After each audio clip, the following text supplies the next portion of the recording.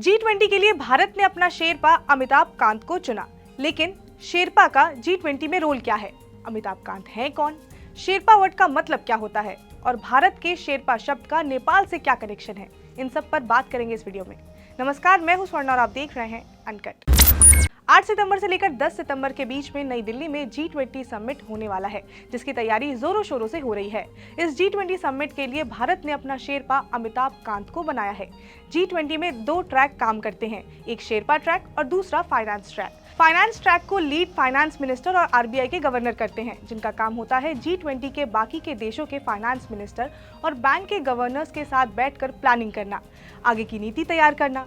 वहीं दूसरा ट्रैक होता है शेरपा ट्रैक, जिसको लीड शेरपा करते हैं, और वो शेरपा अमिताभ कांत को बनाया गया है, जो राजनीतिक और अन्य मुद्दों पर बाकी देशों के साथ बैठक करते हैं और आगे के लिए निर्णय लेते हैं। अमिताभ कांत इंडियन ब्यूरोक्रेट हैं और वो नीति आयोग के चीफ एग्जीक्यूटिव ऑफिसर रह चुके हैं। उन्होंने अपने करियर की शुरुआत इंडियन एडमिनिस्ट्रेटिव सर्विसेज यानी कि IAS केरल कैडर से किया था और अब उन्हें इतनी बड़ी जिम्मेदारी दी गई है। अब थोड़ा आपको ये भी बता देते हैं कि G20 है क्या।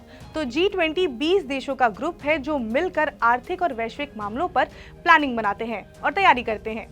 दुनिया की जीडीपी में इन 20 देशों का योगदान काफी ज्यादा है। इसके साथ ही वैश्विक व्यापार में भी इन देशों का योगदान काफी अच्छा खासा है। G20 को G7 देशों के ग्रुप का ही एक्सटेंशन माना जाता है, जिसमें America, Germany, France, Canada, Italy, Britain और जापान थे।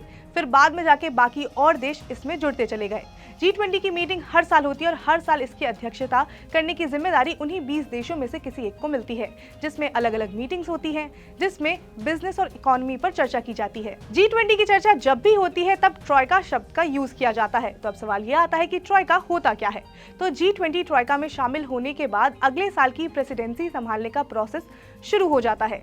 इस ग्रुप में 3 देश होते हैं, एक पुराना अध्यक्ष, एक अभी का अध्यक्ष और तीसरा आगे आने वाले टाइम में होने वाला प्रेसिडेंट। इस बार ट्रॉयका में इंडोनेशिया, भारत और ब्राजील शामिल है। ये ग्रुप इसलिए बनाया गया है जिसे प्रेजेंट में जो भी कुछ नीति बनाई जा रही है वो आगे आने वाले टाइम में उन पर ध्यान दिया जा सके। G20 के 20 देश Argentina, Australia, Brazil, Canada, China, France, Germany, India, Indonesia, Italy, Japan, Mexico, Russia, Saudi Arabia, south Africa, south Korea, Turkey, UK, US और यूरोपियन यूनियन है।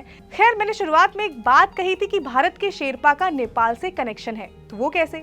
वो ऐसे कि नेपाल के हिमाचल के पर्वतीय इलाके में एक कम्युनिटी है जिनका नाम होता है शेरपा।